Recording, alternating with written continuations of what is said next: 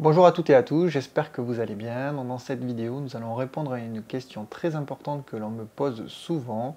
Le magnétisme peut-il être dangereux? Alors, avant de vous répondre plus en détail dans cette vidéo, je vais vous répondre tout de suite oui et non, mais c'est un peu complexe, alors nous allons le voir tout de suite.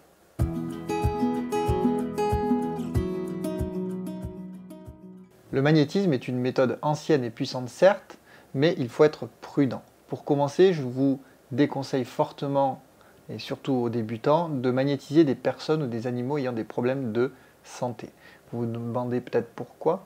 Eh bien, tout simplement parce que quand vous pratiquez le magnétisme sur des personnes ayant des problématiques de santé, vous pouvez avoir ce que l'on appelle des retours d'énergie, et il est indispensable du coup d'apprendre au préalable à se préparer et à se protéger. Ça vous évitera d'être fatigué et d'avoir vraiment des retours négatifs. J'insiste d'ailleurs énormément sur ce point lors de mes formations, parce qu'une préparation adéquate implique vraiment plusieurs choses. Premièrement, la protection. Lorsqu'on magnétise, on est en contact avec les énergies des autres et sans protection, on risque d'absorber des énergies négatives. Cela peut avoir des effets indésirables sur notre énergie et sur notre santé. Deuxièmement, le rechargement des énergies. Il est important de se recharger avant et après un soin pour éviter de se sentir épuisé. Troisièmement, le nettoyage. Il faut apprendre à se nettoyer à la fois avant, mais également après chaque séance. Cela permet de se débarrasser des énergies négatives manipulées à la fois avant, mais également pendant et après le soin.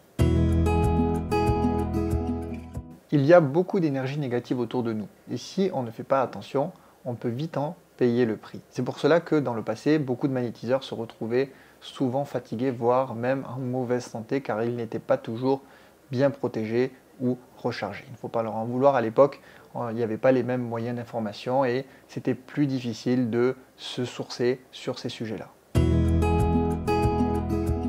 Alors, si vous débutez dans le magnétisme, je vous conseille de commencer par vous entraîner sur des éléments inanimés comme les fruits, les plantes, les fleurs ou les œufs par exemple. Cela vous permettra de pratiquer à la fois sans risque, mais aussi de développer vos compétences en toute sécurité. Donc pour ces éléments, je vous invite à regarder, si vous ne l'avez pas déjà fait, des vidéos que j'ai pu justement vous faire pour développer votre magnétisme des éléments. Voilà, donc j'espère que j'ai pu vous éclairer sur les précautions à prendre en matière de magnétisme et répondre bien évidemment à la question de est-ce que le magnétisme est dangereux.